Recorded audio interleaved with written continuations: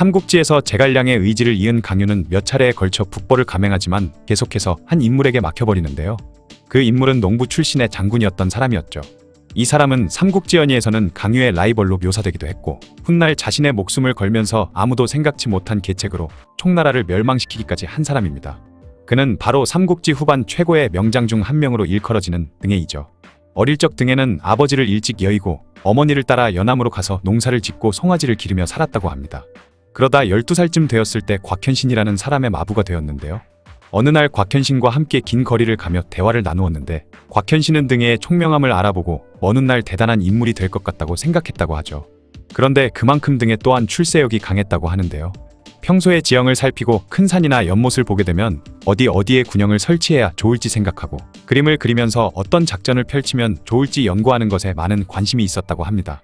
하지만 그는 말을 심하게 더듬었기 때문에 말더듬이가 무슨 군산이 작전이니 하냐고 주위 사람들은 그를 비웃었다고 하죠. 말 더듬는 것 때문에 그는 처음 벼슬길에 올랐을 때 출세할 수 있는 벼슬이 아닌 농사에 관련된 하급관리직을 맡게 되었는데 이후 그의 뛰어난 능력 덕분인지 출세를 거듭해 훗날 인구수와 곡물의 통계를 내어 보고하는 자리인 상계리까지 올라가게 됩니다. 그가 상계리로 지낼 때 중앙정부로 보고를 하러 간 자리에서 뜻밖의 인물을 만나게 되는데요. 그는 바로 사마이였습니다. 그때 등해는 사마이의 눈에 들게 되어 이후 상서령의 자리에까지 오르게 되었죠. 그렇게 그는 중앙관료로서의 삶을 시작하게 되었습니다. 이후 등해는 굉장히 큰 공을 세우게 되는데요. 어느 날 수춘 지역을 시찰하게 된 등해는 물이 없어서 경작을 할 수 없는 넓고 비옥한 땅을 발견한 것입니다. 그는 만약 운하를 뚫어 그곳에 물을 끌어올 수만 있다면 군량을 대량으로 생산할 수 있고 군사와 식량을 운반할 때도 육로가 아닌 수로를 이용할 수 있겠다고 생각했죠. 당시 위나라는 오나라와 전쟁을 치르기 위해선 허창에서 군량을 조달했어야 했기 때문에 막대한 비용이 들었습니다.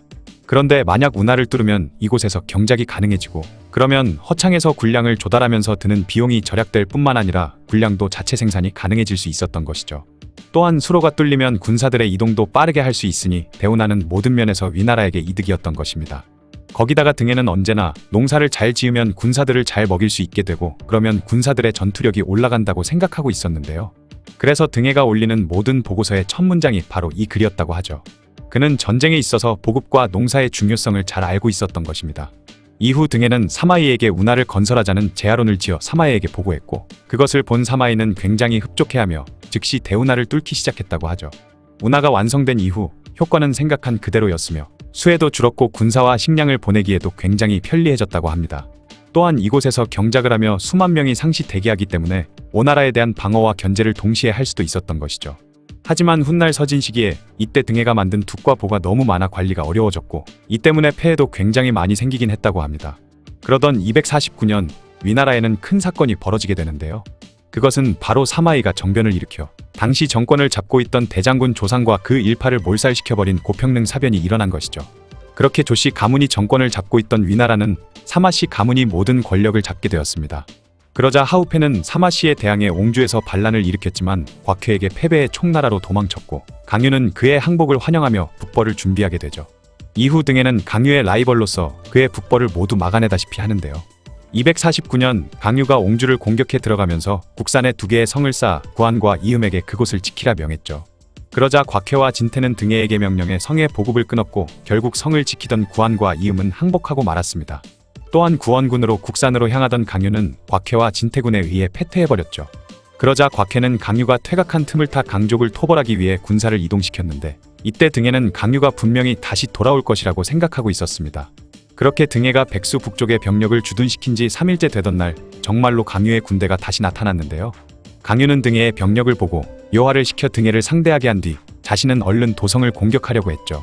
하지만 이를 간파한 등해는 대치하던 요하 몰래 군을 신속하게 움직여 도성에 먼저 도착했고 그렇게 강유의 군대를 막아낼 수 있었습니다. 이 공으로 그는 토구 장군에 임명되고 관내후에 봉해졌죠. 이후 등해는 사마사에게 흉노의 세력을 둘로 나누어 그들의 힘을 약하게 만들어야 한다는 책략을 건의하기도 했고 전쟁보다 중요한 것은 농사라는 걸 강조하며 농업을 장려해야 한다는 상소를 올리기도 했는데 사마사는 등해의 능력을 믿고 있었기 때문에 그때마다 등해의 건의를 대부분 받아들여줬다고 합니다. 그러던 255년 조상과 친하게 지내고 있었던 문음은 다행히 고평릉 사변 때 목숨을 잃지는 않았지만 사마씨의 정권 아래 언제 죽을지 모르는 불안감에 떨고 있었는데요. 마침내 문음은 자신과 비슷한 처지이던 관구검과 손잡고 사마씨의 대항해 반기를 일으키게 되었죠. 그러자 등에는 군사를 이끌고 서둘러 낙가성을 점거한 뒤 그곳에 부교를 만들었습니다. 이후 사마사가 토벌군을 이끌고 도착했을 때 등에가 만들어 놓은 부교 덕분에 빠르고 편하게 낙가성에 들어갈 수 있었죠. 이후 무눔이 군대를 이끌고 낙가성에 도착했고 아직 사마사의 대군이 당도하지 않았을 거라 생각한 무눔은 그곳을 공격해 들어갔지만 결국 사마사와 등해의 대군에 의해 패배해 도망치게 되었습니다. 한편 관구검과 무눔이 반란을 일으켰을 때 오나라의 손준 역시 위나라가 혼란한 틈을 타 군사를 일으켰는데요. 이에 제갈탄과 등해는 얼른 군사를 이동시켜 그들마저 막아냈으며 그해 강유가 또 다시 옹주자사이던 왕경을 적도성으로 몰아넣고 포위했다는 소식이 들려오자 곧장 그곳을 향해 진군했죠. 그러자 결국 강유는 또다시 포위를 풀고 물러날 수밖에 없었습니다. 이때 많은 사람들이 이제 강유는 다시 공격해오지 못할 것이라고 말했지만 등해는 반드시 강유는 다시 올 것이라며 방비를 더욱 튼튼히 하고 있었죠. 이듬해인 256년 강유가 기산으로 출병했을 때도 등해가 든든히 방비를 했던 탓에 남한으로 군사를 돌려야 했고 요충지를 차지하기 위해 강유와 등해는 맞붙었지만 결국 강유는 또 다시 패배하고 말았습니다. 이후 강유는 진서대장군이던 호재와 연대해 위나라를 공격할 계획을 세웠지만 호재가 갑자기 알 수 없는 이유로 오지 않았고 결국 강유는 다시 후퇴하다가 등해의 추격군에 의해 단곡에서 대패해버렸죠. 이때 총나라군은 수천 명의 병사가 죽고 10여 명의 장수들마저 잃고 많은 뼈아픈 패배를 맛보게 되죠. 그리고 훗날 257년에도 등해는 강유군의 공격을 잘 방어해냈고 강유는 262년에도 위나라로 쳐들어갔지만 등해의 견고한 방어를 뚫지는 못했습니다. 그리고 해가 지나 263년이 되었을 때 계속해서 공격해 들어오는 강유의 침략에 스트레스를 받던 사마소는 결국 반대로 총나라를 공격해 들어갈 계획을 세웠죠. 당시 등해는 총나라 정벌을 찬성하지 않았지만 정벌이 확정되고 나서는 자신도 참전하게 됩니다. 그렇게 꾸려진 총나라 정벌군은 마침내 총나라로 쳐들어가기 시작했는데 패퇴를 거듭하던 강유는 검각이라는 요새에 틀어박혀 결사 항전을 하기 시작했던 것입니다. 검각에서 강유의 강력한 저항에 부딪혀 위군이 더 이상 진군을 못하고 있을 때 등해는 한 가지 괴상한 계책을 내죠. 그것은 바로 은평을 넘어 검각을 우회해 뒤쪽으로 침투하면 강유도 검각에서 퇴각할 수밖에 없을 것이라는 계책이었습니다. 하지만 검각 주변 산세는 너무 험악해서 일반적으로는 우회하기는 불가능할 정도의 지형이었기 때문에 그야말로 죽음을 각오한 터무니없는 도박과 같은 계책이었죠. 등해가 이 계책을 말하자 제갈선은 말도 안 되는 계책이라며 응하지 않고 종회에게 가버렸고 그렇게 등해는 혼자 정예병들로 꾸려진 별동대를 이끌고 산을 타기 시작했습니다. 이때 등해는 60대 중후반의 나이였는데 미친듯이 가파르고 길도 없는 험난한 낭떠러지 산을 무거운 갑옷과 칼, 창 등을 짊어진 채로 길을 뚫고 계곡에는 다리를 만들면서 넘어야 했으니 등해에게도 병사들에게도 그야말로 지옥이 따로 없었죠. 심지어 급격한 경사를 내려갈 때는 몸에 모포 따위로 몸을 둘둘 말고 내려갔을 정도였다고 합니다. 나중에는 보급마저 힘들어져 작전이 실패하기 직전에 결국엔 산을 넘을 수 있었고 검각을 우회하는 데 성공하게 되었죠. 이때 등해가 넘어온 총거리는 약 700여리로 거의 280km에 달한다고 합니다. 하지만 이미 지칠 대로 지친 등해군을 기다리는 건 마막이 지키고 있던 강유관이었는데요. 등해는 강유관을 공격하기 위해 준비를 하라 명하자 부하장수이던 전소군 등해에게 병사들이 다 지쳐있으니 며칠 쉬고 진군해야 한다고 말했죠. 그러자 등해는 화를 내며 전속을 죽여버리려고 했지만 주위 장수들의 만류로 그러지는 않았고 이후 전속은 산길에 버려진 뒤 나중에 종해군에 합류하게 됩니다. 하지만 이 일로 전속은 등해에게 원한을 품게 되죠. 이후 준비를 마친 등해군은 강유관으로 향했는데요. 등해군은 험준한 산을 넘어오느라 너무나 지쳐있었고 보급은 불가능에 가까웠으며 남은 식량도 거의 없었기 때문에 이것이 마지막 전투가 될 것이 불보듯 뻔했죠. 그런데 그곳을 지키던 마막은 방심을 하고 있다가 갑자기 위나라 군사가 나타나자 깜짝 놀라며 성문을 열고 항복해 버린 것입니다. 얼떨결에 성내로 들어간 등해군은 전열을 재정비할 수 있었고 이후 등해는 군을 이끌고 면죽관으로 향하게 되었죠. 그곳에서 제갈첨이 완강하게 저항했지만 결국 면죽관마저 함락되었습니다. 그리고 마침내 총나라의 수도인 성도로 진군을 개시하자 어쩔 줄 모르던 유선은 자신의 몸을 묶은 뒤 등해의 진영으로 찾아가 항복하면서 결국 총나라는 멸망하고 말았죠. 이후 등해는 그곳에 머물면서 총나라의 안정을 위해 힘썼는데 약탈을 못하게 막았으며 항복한 사람들을 후하게 대해줬습니다. 하지만 자신이 이뤄낸 것에 너무 도취된 탓인지 경관을 쌓아 자신의 공을 과시했으며 연회 자리에서 초계 신하였던 사람들을 모아놓고 나 아니었으면 너네는 다 죽었을 것이다. 강유는 위대한 영웅이지만 나를 상대하다 보니 공궁한 상황에 처한 것이다 라며 으스댔다고 하죠. 그리고 등해는 사마소에게 자신이 촉당에 머무르며 그곳을 잘 관리하면 오나라의 항복을 유도할 수도 있고 이곳에서 나오는 경제력은 훗날 오나라를 공격하기 위한 자산으로 삼을 수 있다는 등의 여러 가지 방안에 대한 상소를 올렸습니다. 하지만 사마소가 너무 큰일이라며 받아들이지 않자 등해는 춘추를 인용해 장수는 국가에 이익을 줄 수 있는 경우엔 독단적으로 행동할 수 있다고 합니다. 라고 말하며 오나라를 정벌할 기회를 놓쳐서는 안 된다고 주장했지만 이는 사마소의 의심만 더욱 부추기는 결과가 되었죠. 결국 종해는 등해에게 모반의 조짐이 보인다고 보고했고 264년 사마소는 등해를 잡아들이라는 명령을 내리게 됩니다. 그렇게 등해와 그의 아들 등충은 어느 날 잠을 자고 있다가 새벽녘에 갑자기 들이닥친 위관의 군사들에 의해 체포되고 말았죠. 위시 춘추에 따르면 이때 등해는 하늘을 올려다보며 나는 충신이건을 결국 이 지경에 이르렀구나. 백기의 잔혹한 운명이 오늘 또 재현되었구나 라며 탄식했다고 합니다. 하지만 이후 실제로 모반을 일으킨 종해와 강유가 죽자 등해의 부하 장수들은 등해의 오해가 풀린 것이라 여겨 그를 강제로 구출했는데요. 그러자 위관은 종해와 함께 등해를 모함한 것이 밝혀지면 보복당할 것이 두려웠기 때문에 등해에게 원한을 품고 있던 전속을 부추겨 등해와 등충을 죽여버리고 말았죠. 그렇게 총나라를 멸망시킨 영웅 등해는 허무하게 세상을 떠나고 말았습니다. 또한 그가 누명을 쓴 거라고 판명이 났지만 사마소에게 찍혀버린 등해와 그의 가족들은 결국 죽임을 당하거나 변방으로 쫓겨나 버렸죠. 이후 273년 단작과 번건이 사마염에게 등해의 억울함을 호소했고 사마염은 그의 명예를 회복시켜주고 그의 장손이던 등랑을 낭중에 임명했다고 합니다. 여담으로 노량해전에 참전했던 명나라 장수 등자룡과 중화인민공화국의 전 수석인 등소평이 등해의 후손이라고 하죠. 등해는 뛰어난 능력으로 사마이의 눈에 들어 내정이든 외정이든 삼국지 후반기 최고의 공적을 이룬 인물이지만 자기 관리와 자신이 처한 상황에 대해 잘 대처하지 못했던 탓에 숙청되고 말았던 비운의 인물인 것 같네요. 유비가 세운 총나라는 삼국지 최고의 산악인이라 불리는 등해로 인해 다음인 유선대에서 멸망하고 마는데요. 총나라를 멸망시킨 주역 중에서는 등해 외에도 한 사람이 더 있습니다. 그는 바로 종해라는 인물이죠. 등해는 유선의 항복을 실질적으로 받아냈었기 때문에 그에 비해 인지도가 떨어지긴 하지만 삼국지 후반 인물들 중에서 굉장히 유능하고 중요한 인물이었습니다. 그런데 특이한 점은 종해가 총나라를 멸망시키는데 큰 기여를 하긴 했지만 훗날 총나라를 다시 부흥시키는 데도 이용당했던 독특한 이력의 소유자이기도 하죠. 오늘은 이 종해에 대한 이야기를 해볼까 합니다. 종해는 조조, 조비, 조예까지 3대를 섬긴 위나라의 참모이던 종효의 아들인데요. 독특한 점은 종효가 75세의 나이로 27살이나 어렸던 장창포라는 여인과의 사이에서 낳은 늦둥이 아들이 바로 종해였죠. 장창포는 종해가 어릴 적부터 엄격하게 교육을 시켰다고 합니다. 그녀는 종해가 불과 4살의 나이에 효경을 가르쳤고 7살 때는 논어, 8살 때는 시경, 이후에도 상서, 주역, 춘추자시전 등 교육에 엄청나게 열정적이었던 것이죠. 그 덕분에 종해는 어렸을 때부터 머리가 좋다고 소문이 자자했다고 합니다. 이후 그는 22살의 어린 나이로 조정에서 벼슬을 하게 되었고 당시 현악의 대가이면서 조상의 측근이던 하한과도 친하게 지냈다고 하죠. 그러던 249년 정월날 조상은 황제 조방과 함께 조예의 무덤인 고평릉에 참배를 가게 되는데 이때 종해도 중서랑 신분으로 그들을 따라가게 되었습니다. 그때 낙양에서는 사마이가 고평릉 사변을 일으켰고 조상이 항복함으로써 사마씨 일족이 모든 권력을 독차지하게 되었죠. 그렇게 자신과 친하게 지내던 하한도 죽임을 당하게 되었지만 다행히 종해는 살아남을 수 있었고 그 이후 그는 사마씨를 섬기게 됩니다. 사마씨가 위나라를 좌지우지하자 열받은 하우페는 총나라에 항복을 하게 되었는데 그때 하우페는 강유에게 종해라는 사람이 있는데 아직 어리긴 하지만 훗날 총나라의 걱정거리가 될 것입니다 라고 말했다고 하죠. 어쨌든 사마이가 얼마 후 세상을 떠나고 사마사가 권력을 이어받게 되었는데 어느 날 우송이라는 사람이 상소문을 적는 걸 종해가 도와주는 일이 있었습니다. 상소문을 워낙 잘 적었다 보니 결국 사마사는 그걸 종해가 적었다는 걸 알게 되었고 이후 그의 재능에 감탄하며 그를 아꼈다고 하죠. 그리고 훗날 사마사는 조모가 황제로 즉위했을 때 종해에게 조모는 어떤 사람인지 물었는데 종해는 재능은 진사왕과 같고 무용은 태조와 비슷합니다 라고 말했다고 합니다. 실제로 조모는 굉장히 능력이 출중했었다고 하는데요. 조모의 나이가 불과 16세밖에 되지 않았을 때 학문의 수준이 조씨 가문에서도 천재라고 여겨지던 조식과 비슷하다고 평가했을 정도라고 하죠. 그리고 조모는 종해와 다른 여러 학자들과 함께 정치나 학문에 대해 토론하는 것도 즐겨했다고 합니다.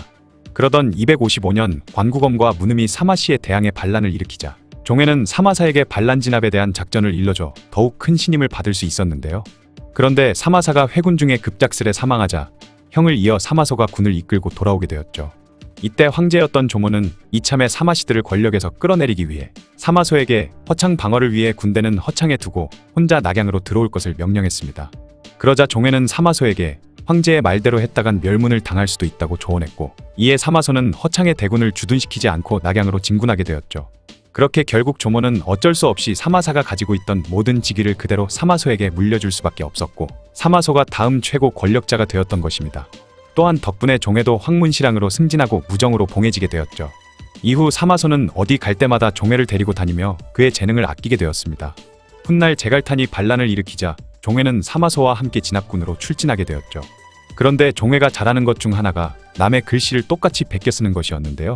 종회는 제갈탄을 도우러 온 오나라 장수 전역을 항복시킬 묘안이 있다며 사마소에게 제안했고, 그 이야기를 들은 사마소는 곧장 종회에게 작전을 실행하라 명했죠. 그 작전은 바로 전역의 조카이던 전이와 전이의 글씨를 베껴서 오나라에 돌아가면 죽임당할 것이라는 편지를 보냈고, 그렇게 전역은 위나라에 항복해버린 것입니다. 전역이 항복한 이후 자기의 봉해지고 후한 대접을 받자 수춘성에 있던 사람들은 동요하기 시작했고, 결국 종회의 계책이 딱 맞아 떨어지면서 수춘성을 함락시키는데 큰 공을 세워버린 것이었죠. 제갈탄의 반란을 진압한 이후 사마소는 더욱 종회를 아꼈으며 많은 사람들이 종회를 사마소의 장자방에 비유했다고 합니다. 하지만 종회에게 계책은 많았지만 좀 비열하기도 하고 인성에 문제가 많았는데요. 과거 종회는 중림칠연의 필두였던 해강과 친하게 지내기 위해 자신이 지은 사본론을 해강에게 보여주려고 했지만 그의 비판이 두려워서 그냥 도망쳐 버린 적이 있었죠. 이후 그가 출세한 다음 이름난 명사들을 거느리고 화려한 복장으로 해강을 찾아갔는데, 해강은 종회를 본 척도 하지 않고 거만한 태도로 대하자 종회는 앙심을 품고 돌아간 뒤 그가 관구검의 반란에 관련이 있다고 모함해 죽여버리는 일도 있었습니다. 또한 사마소의 아내이던 왕원이는 사마소에게 종회를 중용하지 말라고 조언하기도 했으며, 심지어 종회의 이복형이던 종육도 사마소에게 동생 종회가 반란을 일으킬 수 있으니 중용하지 말라고 했다고 하죠. 그러자 사마소는 종육에게 만약 네 말이 맞다면 종회 때문에 네가 피해를 입을 일은 없을 것이다 라고 했다고 합니다. 사마소에게 이 말을 한 덕분에 훗날 종육은 목숨을 구하게 되죠. 한편 계속해서 촉의 강유가 침략해 들어오자 열받은 사마소는 총나라를 정벌해야겠다고 생각하게 되었습니다. 그러자 신하들은 대부분 반대를 했지만 오직 종회만 사마소와 의견이 딱 맞아 떨어진 것이죠. 그렇게 총나라 정벌은 확정되었고, 263년 종회는 진서장군이 되어 10만 명의 병력을 이끌고 촉한으로 공격해 들어갔습니다. 이때 위나라의 작전은 등해가 강유와 싸우고 있으면 제갈서가 얼른 강유의 퇴로를 차단하고, 이후 종회는 순식간에 한중을 함락시킨 뒤 총나라로 공격해 들어가는 것이었죠. 그런데 총나라로 진군 중에 종회의 더러운 성깔이 드러나는 일이 발생하는데요. 위나라의 개국공신이던 허저의 아들 허이에게 선봉을 맡기면서 먼저 길을 잘 닦아놓으라 명령했던 것이죠. 그런데 허이가 만들어 놓은 교량이 하필 종회가 건널 때 부서져 버리면서 종회가 탄 말에 다리가 구멍에 빠졌고, 이로 인해 종회가 낙마하는 사건이 발생해버린 것입니다. 이때 완전 빡친 종회는 모든 부하들의 만류에도 불구하고 허이의 목을 베어버렸죠. 나라에 그렇게 많은 공훈을 세운 허저의 아들이었음에도 기어이 죽여버린 이 일로 인해 모두가 경악을 금치 못했다고 합니다. 어쨌든 미리 세웠던 작전과는 다르게 제갈서가 강유의 계략에 걸려 퇴로를 열어주고 말았고, 그렇게 강유는 유유히 퇴각해 검각에 틀어박혀 결사항전을 했던 것이죠. 결국 종회도 강유를 뚫어내지 못하고 검각에 머무르는 수밖에 없었습니다. 이때 등에는 제갈서에게 산을 타고 우회해서 강유를 위협하면 검각에서 퇴각할 것이라며 함께하자 했지만, 제갈서는 말도 안 되는 계책이라며 병사들을 이끌고 종회에게 달려갔고, 그렇게 그 말도 안 되는 계책은 등에 혼자 하게 되었죠. 한편 종회는 제갈서가 적이 두려워 도망친 것으로 모함해 제갈서를 벼슬에서 쫓겨나게 만들어버렸고, 그렇게 종회는 제갈서가 지휘하던 3만의 군사까지 빼앗을 수 있었습니다. 하지만 강유가 지키는 검각을 뚫지 못하는 상황에 보급에도 차질이 생기기 시작하자 어쩔 수 없이 종회는 퇴각을 하기 시작했죠. 그런데 뜻밖의 소식이 들렸으니 등해의 등산 계책이 성공을 거둬 총나라 황제 유선의 항복을 받아냈던 것입니다. 이에 종회는 헐레벌떡 다시 군사들을 총나라로 진군시켰고, 마지막까지 저항하던 강유도 종회에게 항복하게 된 것이죠. 종회는 강유를 얻은 것을 매우 기뻐하며 그를 후하게 대접했고, 심지어 강유와 밖에 나갈 때는 같은 수레를 타고 어디 앉을 땐 같은 자리에 앉을 정도로 강유를 좋아했다고 합니다. 또한 자신이 총나라 토벌군의 본대였는데 총나라 멸망의 공을 등해가 가져가자 자신의 공이 더 크다며 장황한 보고서를 써서 사마소에게 보냈다고 하죠. 덕분에 종회는 촉을 완전히 멸망시킨 공으로 사도에 봉해질 수 있었습니다. 여기서 끝났다면 모든 것이 다 해피엔딩이 될 수 있었지만 종회에게는 다른 여러 사람들의 예상과 같이 반란을 일으킬 생각을 하고 있었던 것입니다. 거기다가 강유 또한 총나라를 다시 부흥시키려는 생각을 하고 있었기 때문에 서로 잘 맞았던 것이죠. 이후 종회는 강유를 포함한 총나라의 인사들과 교분을 쌓기 시작했습니다. 그런데 자신이 반란을 일으키기에 가장 걸림돌이 되는 사람이 있었으니 그는 바로 당시 촉을 다스리고 있던 등해였죠. 그러자 종회는 그를 제거해야겠다고 생각했습니다. 그런데 때마침 등해는 자신이 총나라를 다스리고 오나라를 정벌하겠다는 글을 사마소에게 보내고 있었는데, 사마소는 등해의 이 행동을 탐탁치 않게 여기고 있었던 것이죠. 그래서 종회는 자신의 특기를 발휘해 등해와 사마소가 주고받던 편지를 가로채 등해의 편지는 굉장히 오만불손한 내용으로 고친 뒤 사마소에게 보내버렸던 것입니다. 그러자 사마소는 등해를 의심하게 되었고 동시에 종해는 사마소에게 등해가 모반을 할 조짐이 있다고 상소를 올렸죠. 그렇게 결국 264년 1월 사마소는 등해를 잡아들이라는 명령을 내렸고 종해는 곧장 위관을 보내 등해가 자고 있는 새벽을 틈타 그를 잡아들였습니다.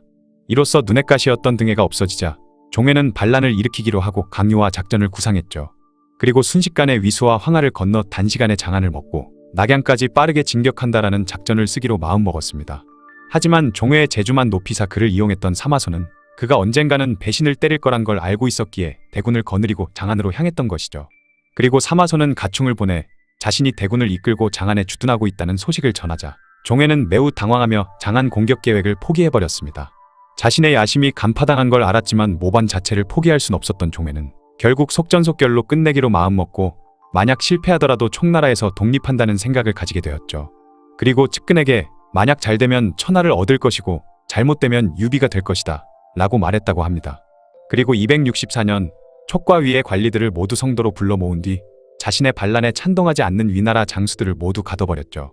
이에 강유는 위나라 장수들을 모두 죽여서 후한을 없애고 그들의 병권을 모두 빼앗아야 한다고 했지만 종해는 쉽게 결정을 못 내리고 있다가 결국 위나라 장수들이 갇혀있다는 소식이 위군 전체에 퍼지고 말았습니다. 또한 갇혀있던 호열이 아들 호연에게 편지를 보내 종해가 반란을 일으켰고 위군 장수들을 죽이려 한다고 알리자 호연은 얼른 군사들을 이끌고 종해가 있는 곳으로 공격해 들어왔죠. 이에 종해는 놀라 우왕좌왕하면서 강유에게 어떻게 해야 하냐고 물으니 강유는 당연히 싸워야 한다고 말했고 그제서야 종해는 병사들을 보내 싸우기 시작했습니다. 그렇게 난전 속에서 결국 종해는 병사들의 칼에 의해 겨우 40살의 나이로 죽임당하고 말았고 반란은 실패로 끝나게 되었죠. 영모죄로 죽임을 당했으니 그의 일족은 멸문을 당하는 것이 맞았지만 종육은 과거 사마소에게 말한 것이 있어서 종육과 그의 아들 종준, 종천은 살아남을 수 있었습니다. 그리고 이후 종해의 부하였던 상웅이 종해의 시신을 거둬가 장사 지내주었죠.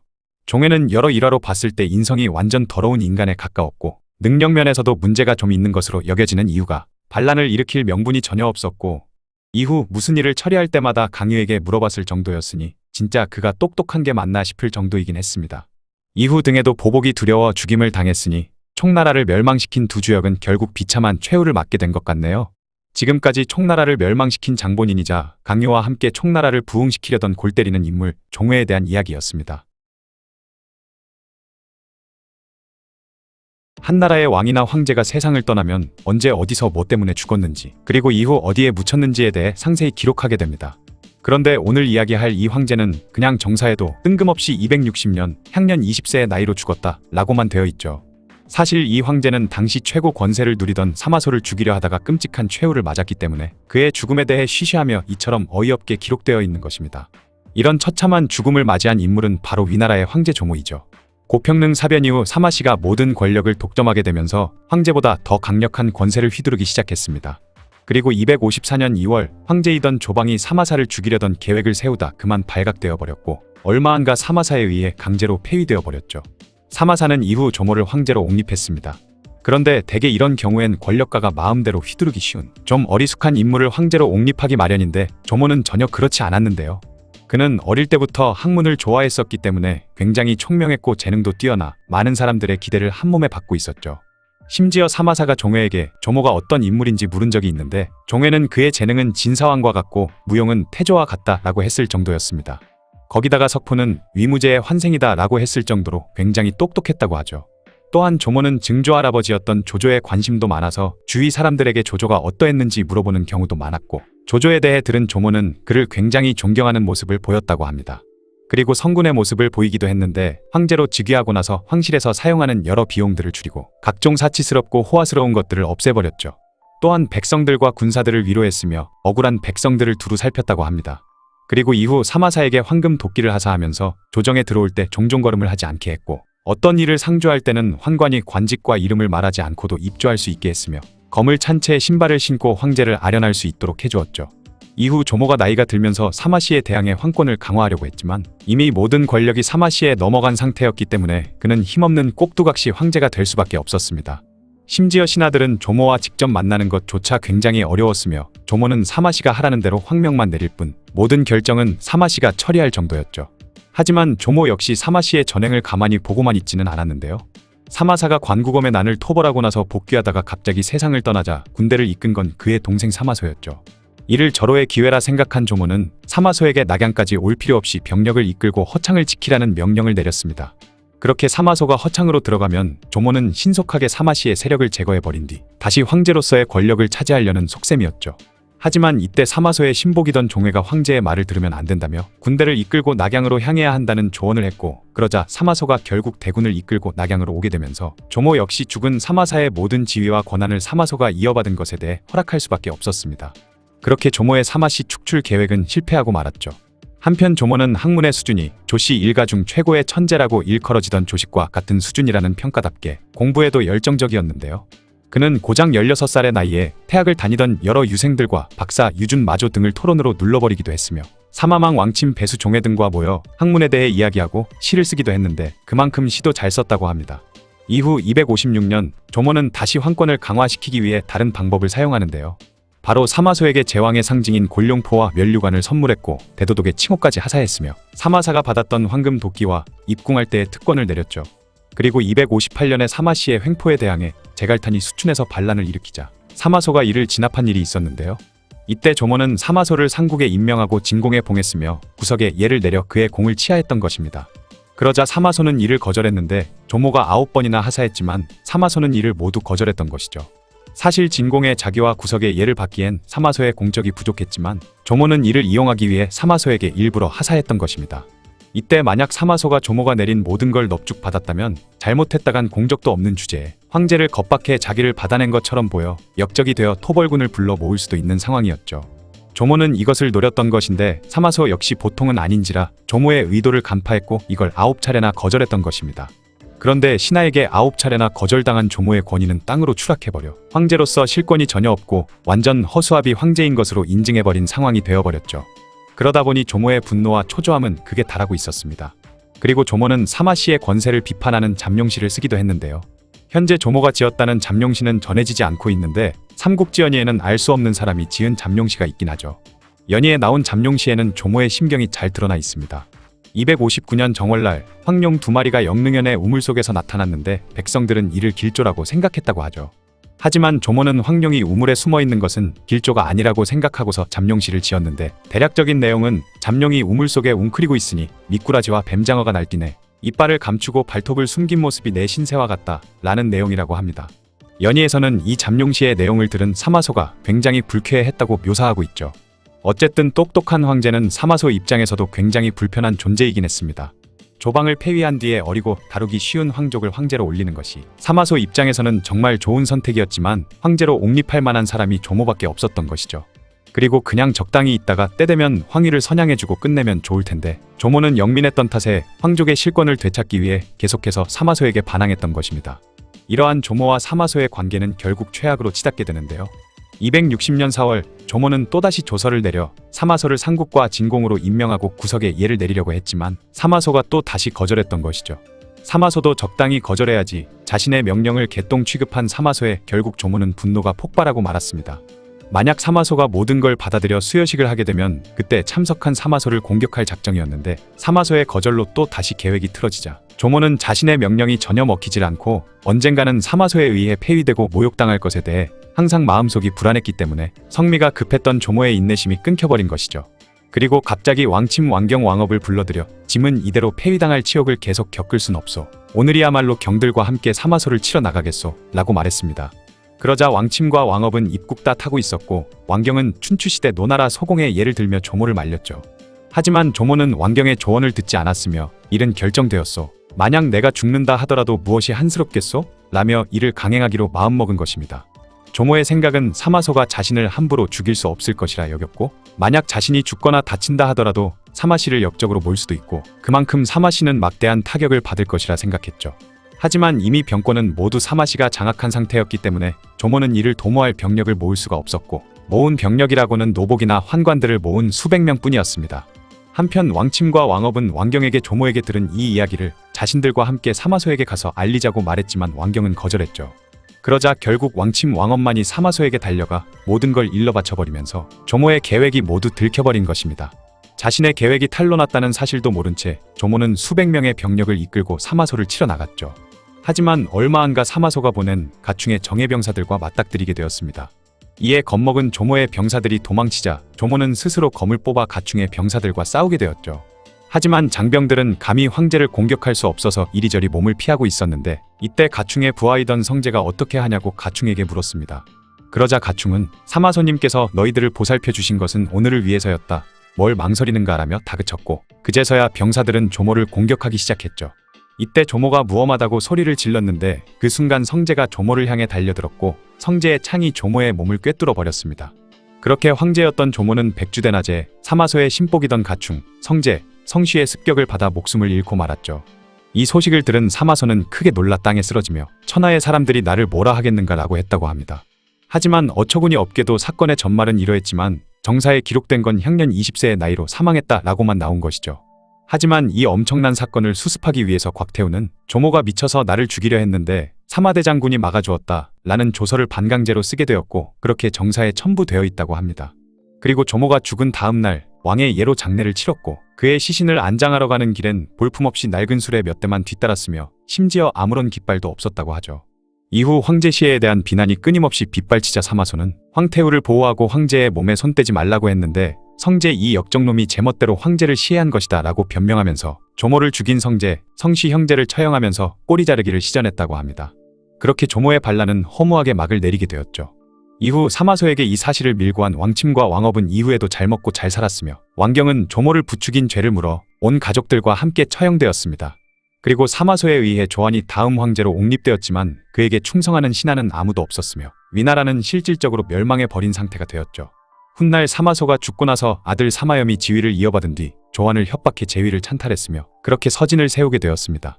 만약 조모가 고평능 사변 없이 정상적으로 황위를 물려받았다면 정말로 망해가던 위나라를 재건했을 수도 있을 것 같네요. 지금까지 조조가 세운 위나라의 실질적 마지막 황제, 조모에 대한 이야기였습니다.